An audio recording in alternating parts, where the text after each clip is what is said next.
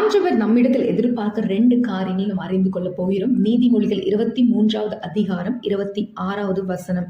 என் மகனே, உன் இருதயத்தை எனக்கு தா, உன் கண்கள் என் வழிகளை நோக்குவதாக.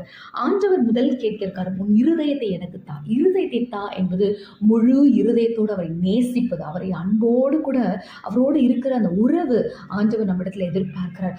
நம்ம சுய சித்தம், சுய இச்சை எல்லாவற்றையும் விட்டு கொடுத்து ஆண்டவருக்கு என்ன பிடிக்கும், ஆண்டவர் என்னிடத்துல என்ன எதிர்பார்க்கிறார் அப்படின்னு ஆண்டவருக்குரிய காரியங்களை யோசிக்கிற ஒரு இருதயம், ஆண்டவரை முழுவதுமாய் நேசிக்கிற ஒரு இருதயம், ஆண்டவரை முக்கியத்துவப்படுத்துகிற ஒரு இருதயத்தை ஆண்டவர் இன்றைக்கு எதிர்பார்க்கிறார்.